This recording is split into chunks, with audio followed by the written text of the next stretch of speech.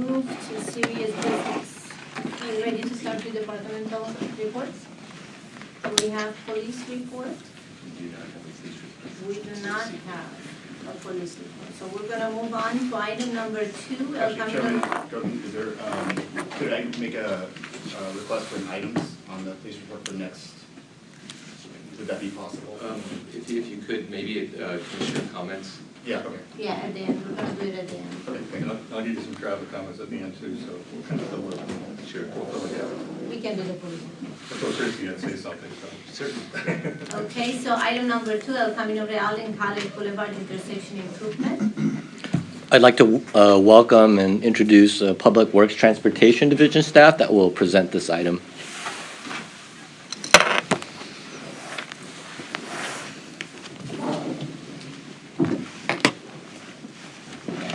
Good evening, Chair Gokin, Vice Chair Johnson, and Commission members. My name is Hossein Ajide. I'm a Transportation Engineering Manager, and with me is Brandon Miles, Associate Engineer.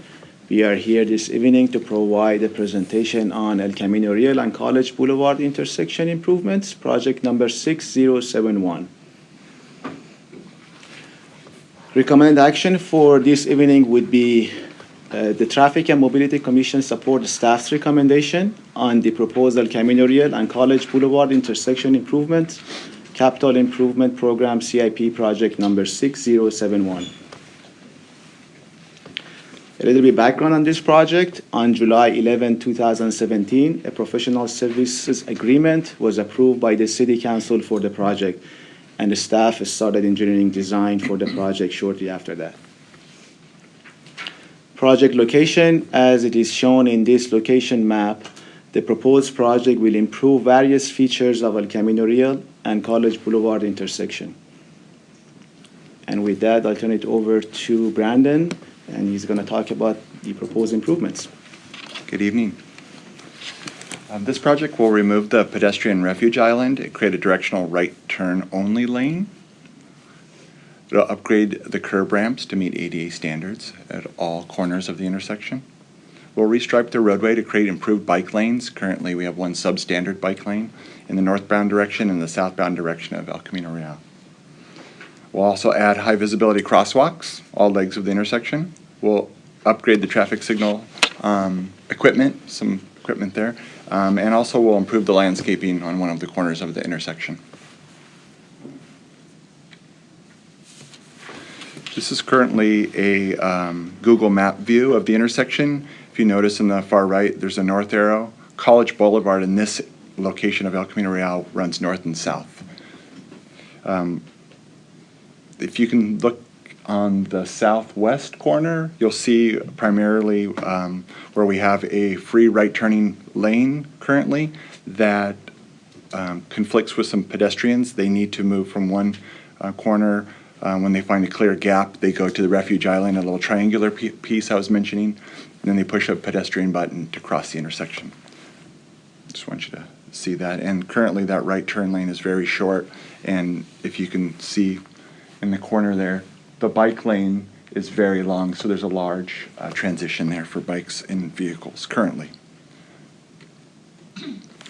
Our proposed improvements will enhance that corner there, providing a longer dedicated right turn lane with a separated bike lane as well. Excuse the graphics if you can imagine that. Yellow there is the enhancements. That refuge island will be removed. We'll shorten the crosswalks there so the pedestrians don't have to go so far. Also have a protected corner there. Every curb ramp will be upgraded to meet current standards. We'll add continental crosswalks instead of the crosswalks you see there. It'll be higher visibility crosswalks. In the westbound direction, you can see the yellow lines there. That bike lane is substandard. Will make that a standard bike lane, be better for improvements there. Let's see. So tonight we're asking for Commission support for this project, and our next steps will be to finalize the project plans and specifications with your recommendations, with our recommendations, obtain necessary permits if applicable, request City Council to approve the plans and specifications and authorize to bid, and then we'll go back to City Council to award the project for construction. With that, I'll pass it back to Hossein. Thank you, Brandon. As Brandon mentioned, we are here to get the commission's basically feedback, comments, and hopefully recommendation. After that, based on the comments we receive, staff will go ahead and finalize plans and specification and cost estimate to be presented to the City Council for approval and also authorization for construction bid. Reminding everyone, recommended action for tonight would be the commission support the staff's recommendation on the proposed El Camino Real and College Boulevard intersection improvement CIP project 6071. And that concludes our presentation. We'll be happy to answer any questions you may have. Thank you. Do you have any questions? Question, for, going back to that image, for that island, was there a reason or history on why that island was erected? Is it for it to just have quick flow through for people coming on into? Traditional engineering didn't look at pedestrians and bicyclists as much, so the purpose for that right turn is to accommodate vehicles turning, higher amount of vehicles turning, greater speeds, because with this removal, a vehicle would now come to a complete stop, make a right turn when it was safe. Before, they would just go approximately 45 miles an hour or so at that corner. So it allows for capacity and vehicles to freely move through there. Okay. And then in regards to the fiscal, so we're looking at, is it a total of 515,000? Is that correct? Is it 184 and 331 for? Correct. What you see in the staff report there? Yeah. Correct. Okay. That's the total budget for the project, including design and construction. Thank you. Commissioner Lee? So I submitted a question in writing to staff, but just as background, this segment, or the segment on El Camino Real to the left here, is one of the segments that's deficient in the city. The traffic is so heavy there. And I'm not opposed to this project, but I think it does have the potential to further reduce the level of service. So the question was basically, the slip lane the way it is now, it's serving, the last data I looked up, it had 536 right turns, which I think is pretty heavy for that type of intersection in the morning peak hour. So I guess the one question is the new design designed to accommodate that number of cars? And unrelated question, has any sort of intersection analysis been done to analyze what the effect might be? That question, I think, might be better to be answered by our traffic engineering team, but what I can say, my understanding is, as part of the GMP reporting and monitoring, the city stopped doing intersection LOS determination. Like Brandon said, the focus of this project was really improving, enhancing mobility for pedestrian and bicycle mode. And we are hoping through traffic signal optimization, we can work on the efficiency of the traffic flow. But I'll let John answer to your question in regards to the LOS for the intersection. Thank you. Is there a PowerPoint slide, if we could call that up? I did get Mr. Linky's email, and of course he always has very good observations. Based on at least our initial evaluation of the traffic volumes in 2016, you mentioned the 500 vehicles per hour in the PM peak turning from eastbound El Camino Real at College.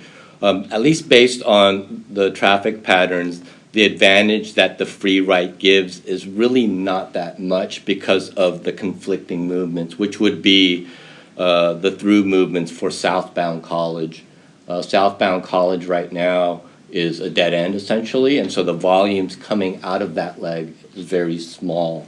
The other opposing movement or conflicting movement would be the westbound lefts, and that's also a fairly low number, so the advantages for the free right is minimized, and we feel that that could be compensated by the use of a right turn overlap, which right now we cannot do because there's not enough dedicated right turn only lane going eastbound on El Camino Real. So I did have some graphics, but if we can't call them up, I'm wondering if that makes sense in terms of the high volume of eastbound right turns. And I think to me, the bigger question is probably coming soon, is what's going to be done with the college extension, because this whole area is failing with congestion. This probably is a minor contributor, and it's worth helping out pedestrians and perhaps bicyclists, and maybe some other people have some comments on that. Was there a study done, how many pedestrians we have at that intersection and how many bicyclists? If I may. 'Cause I've Not never currently, seen we didn't, anybody. sorry, excuse me. Sorry, every time I drove by, I never see anybody walking around there, so just curious. These improvements are anticipated for the future development of College, and also that, I believe Walmart owns that lot. So we're trying to get ahead of the pedestrian movement to go to the school when College is continued. So we want to upgrade this intersection for that connectivity to the high school and then the future development of that corner. So that was really the nexus for the pedestrian improvements, and not only just meeting ADA requirements, but also for the future needs, and of course enhancing the bikes for this corridor. With that being said, the future connection of College would substantially reduce the amount of cars turning right there, we hope. So our plan is that it wouldn't be a hindrance, but an actual improvement overall for the intersection. In the westbound direction, there's also a lane drop, so part of our GMP is to do that enhancement closer to Jack's Bar. So I think that goes into what you were talking about, the road segment improvements, because right now it's only 2 lanes. It goes from 3 to 2 lanes to 3 again. So that may have given you more information than we. This project was triggered just for the future when that college is going to go through, not the safety related or a capacity related or anything like that. Correct, but it is regarding safety as well. We've identified that as a need for this intersection. So there are accidents at the intersection with pedestrians or bicyclists? I don't have that information right now, no. Just to add that one, any projects we do, we design it for ultimate condition. So like Brandon said, this project also is designed for the build-out condition. There are ADA ramps there that are not compliant, so that's how the project started, basically bringing this ADA to current code. And we believe by removing that refugee island, the crossing distance would be shorter. We are enhancing the bicycle lane. So these all combined were the motivation behind this project. Generally speaking, a configuration like this that was mentioned previously in the staff report is kind of an older traditional style of intersection treatment that heavily favors vehicular movements, and it's not really viable from a mobility perspective in terms of the pedestrian movement across that high-speed right turn lane. So we do want to take that into account and incorporate a more traditional or more conventional reduced radius at the intersection instead of that large sweeping right turn. My only issue is that I wish this funds and energy would be spent on streets like Calca Boulevard where we have multiple fatalities at crosswalks. So here, where we don't know how many pedestrians we have or how many bicyclists, I would personally spend that money where we do have heavy traffic of pedestrians and multiple fatalities than on roads like this. But that's just my point. Any other questions? Anybody else? I have a question. You said in your write-up that removal of the pedestrian island would improve pedestrian safety. How is that? The current configuration of pedestrian waits on the curb, and when there's a gap, runs across the roadway into that island and waits, pushes the pedestrian button. We'll remove that gap and that level of, I would say, an unsafe movement. So they'll be there on the corner now, and they just push the button, and then they'll be able to cross. That's just for that corner, and then the ADA improvements will just make a more level surface. They'll have detectable for visually impaired walkers as well, so that will increase, and will reduce the distance for them to actually cross the intersection. Right now, it seems like it's a haven for the pedestrians with the high volume of traffic. And the pedestrians. Yeah. If you could help, if you could explain that right now, to get to the island, there is no walk sign. You don't push a button at the corner. You have to find a gap and the vehicles are coming in at 50 miles per hour. So the pedestrian to get to the island does not have any protected movement. Does that help visualize what the pedestrian has to do? Yeah. And by removing that, that's an industry standard now, that you don't want a pork chop because the pedestrians never has a protected crossing.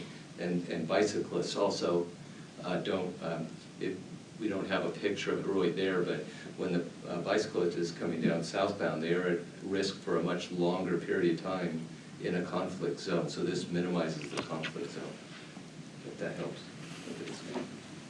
But we don't know, like, if somebody crosses, they would have to push the button. Is there any way in the system that we Put keep, the button on the other side.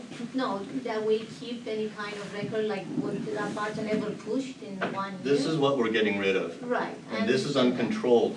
There's no signal, like Doug mentioned, for this pedestrian to get to Right. that pedestrian refuge. And so by consolidating all of that, we're eliminating that potential conflict between the free turning rights and the pedestrian. And they would able to, right now it's a two-stage crossing for anyone that wants to cross from here to any other corner. They'd have to negotiate the free flow here and then wait for the signal. The improvement would eliminate that high-speed conflict. Right, but my question is, how many pedestrians ever use this in a year? Is it 3? Is it 6? Versus 536 cars per hour. I don't think we have any pedestrian volume measurements. I think the 2016 traffic count results would have pedestrians, but regardless of the number of crossing pedestrians, we want to provide a safe crossing. A lot of times facilities aren't used because they're being perceived as being unsafe. When we increase the safety, then perhaps it'll be utilized more. If you could, because I think you used a technical term for mitigation for the right turn overlap, and that might not be clear to the commissioners, but that, I don't know if you want to explain that, what that overlap does. That's a mitigation so that the traffic can flow, and I don't know. John, If you could imagine El Camino Real primarily being a green light, it's the major arterial. When it's a green light for those eastbound vehicles, whether or not you have a free right or right turn only lane, it's not going to make a difference. They're going to turn right because they have the green indication. When it's red, the free right would only come to be an advantage possibly when that westbound left turn is coming. And since that volume is so small, that advantage isn't that great. When College northbound is making a left turn with an overlap, we would have the advantage of having a green right arrow indication, which means that they wouldn't have to stop at all when the through movement for eastbound is green and the northbound is turning left. And that's a heavier movement than either the westbound left or the southbound through. And so that would give us the benefit of accommodating more capacity for that right turn, given that proposed But improvement. part of the discussion was when college gets extended, and then you do have a southbound college flow, because you use that as multiple examples as to why it was there. So that negates that a little bit. And I totally understand, but there are ways to make it to the pork chop. potentially safer.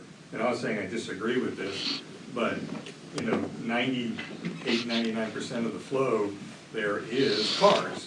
So, trying to make it 50-50 pedestrian and cars is not the way the flow is, in the city. And we've gone overboard a little bit to, let people walk down major streets and hampering the flow of actual vehicles there. Safety's absolutely there. ADA you can do without getting rid of the flow lane. And again, I'm not saying don't get rid of the flow lane, but this starts to be, hey, well, we'll slow the cars down, we'll stop the cars.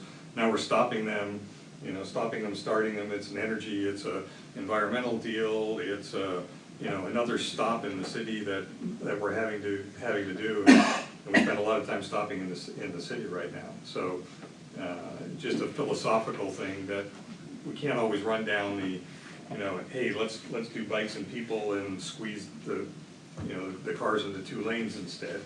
I mean, we have to keep realistic what it is at this intersection. Yeah. I don't think. It's still about mobility and getting things to flow. It could be, but any other questions from other commissioners or comments? Commissioner Fowler? So I actually use this turn a lot in the evening though, going to somewhere. This seems to me to be a no-brainer. First of all, I don't see people going 40 miles or 50 miles an hour and running through that, what do you call it? The free Slip ride? lane, yeah, come on, And there are people who do that. The other thing is, I bicycle down along El Camino Real, crazily, I admit that. But there are people there, and there are bus stops, so people have to get to the bus stops and things like that.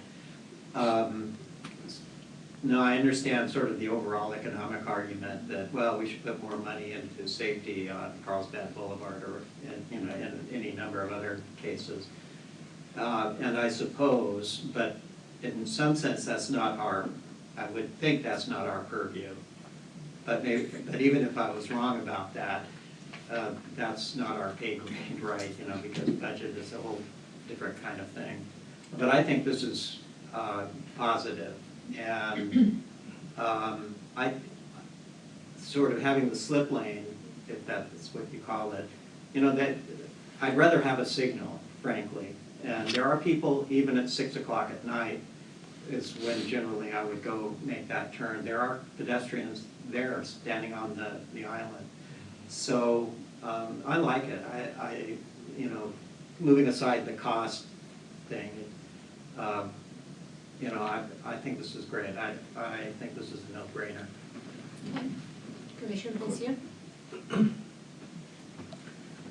Yeah, I just have a couple of questions. One is, this was proposed 2.5 years ago, and I'm just curious as to why it takes this long to get this far. It seems like a fairly simple design change. I can answer that. The accommodations were going to be a little different originally. We were going to have a longer right turn lane. We were negotiating with the property owners of Camino Hills for some time. After about a year of negotiation to acquire the easement to prepare that right turn lane, they said no thank you. So we had to go back and redesign to try to accommodate the project as you see it today, to make sure it works, to avoid condemnation for that property. Thank you. So that takes a little time. A couple other questions then. Both directions on El Camino Real, approaching the traffic light for cyclists, they need to move from the bike lane, which is on the right side of the road in each direction, into the bike lane, which is going to be to the left of the right turn only lanes, both ways. And currently, the question is, do we have a sign there that specifies that the motorists who are going to move into that right turn lane need to yield to the cyclists who are merging across their pathway to get to the bike lane? There is not one now currently, no. Will there be one in both directions when you get done? Sure, that's something we could add. That's part of it? We could. At this time, we're asking for recommendations, and that's a nice enhancement we could That's a add. recommendation. Yeah. Thank you. That's why we are here, for Yeah. this type of comments, so. Yes, thank you. The other thing I would ask you to consider is green paint in those bike lanes. And perhaps just a little bit on the approach to it, and then let the cyclists decide when they're going to cross over and make judgment call. There should be a space in there that allows the drivers and the cyclists to change from one to the other. And green paint has been used in a number of locations that I'm aware of, and it seems to help. It seems to help the motorists, and it seems to help the cyclists decide when to merge, when to move back and forth, and makes them more aware of the fact that there has to be a merge there. That's another recommendation. I can work with traffic on both of those recommendations. Okay, thank you. Thank you. Okay, Commissioner Perez. Just a question on College Boulevard. Do we have an estimate or any time on that continuation or the connection from I-90 Chuckles? That item will be coming to you next month. Okay. We're going to have a summary on that, but it is a few years at least. A few years? We're talking years. Okay, so then in regards to looking at the fiscal impact within the area, if there is development, has there been any issue or any approaches for developers to absorb, say, the cost for the safety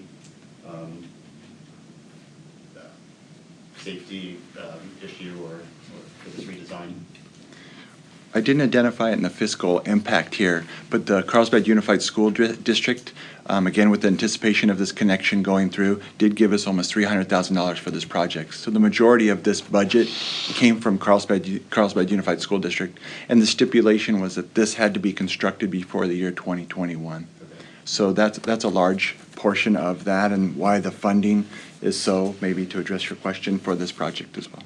So no reach out to any private?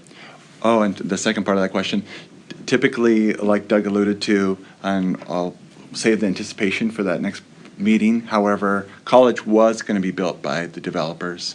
That didn't work out. And the owner of this lot here, I believe it's Walmart, for lack of a better description, they would be required to do their frontage of those improvements. Their frontage improvements are already completed. However, when they do pull their permit to make the improvements, we could have other changes or recommendations on enhancing the striping or signage and things like that if we see the need in the future. But that's still years down the road. But no physical roadway widening improvements. It's already widened, you can see by the curb and gutter there now. Just a little bit further from this towards Rancho Carlsbad and where the golf course is, there's a sliver that's not fully improved. That person would be required to do that widening when they pull their permit. Thank you. Like any other private developments, when they come to the city, land development engineering basically collect impact fees. So depending on what the conditions, approvals are, whether they build it or they basically pay the city. And for the College Boulevard, like Doug said, there will be a comprehensive presentation to the commission, and there are various options of some sort of reimbursement agreement, or basically the city builds it and basically the future development pays into the account. There are various possibilities. Look forward to that report. I'll make a motion that we approve the staff's recommendations on El Camino Real College Boulevard intersection improvements, CIP 6071. Before you make a motion, I still have a question. That's fine.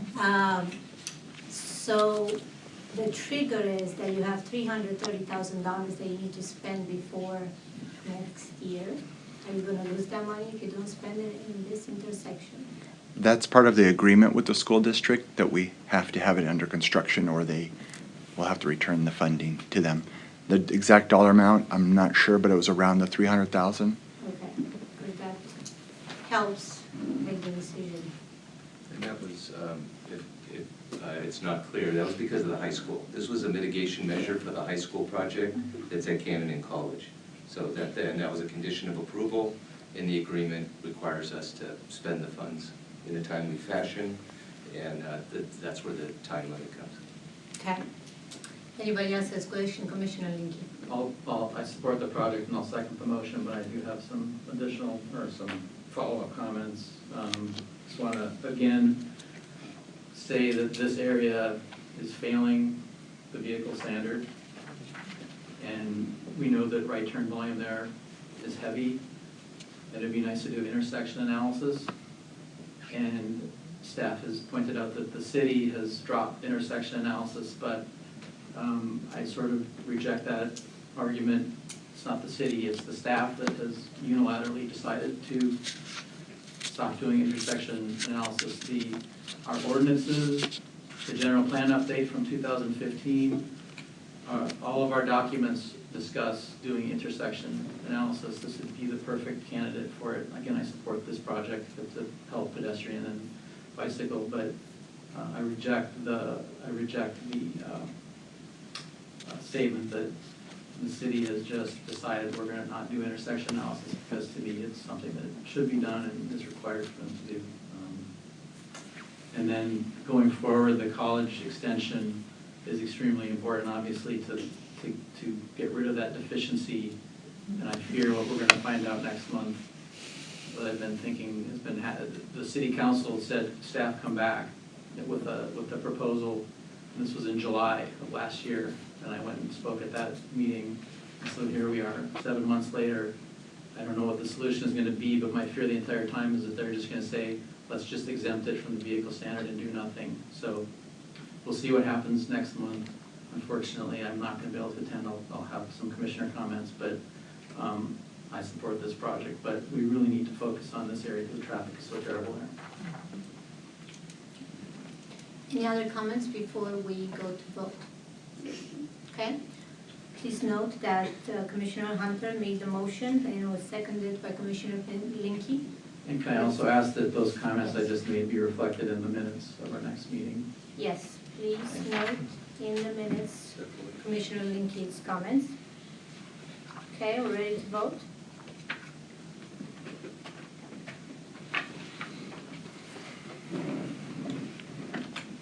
Please note it passes unanimously. Thank you Thank you. Thank you. for all the drilling that we did today.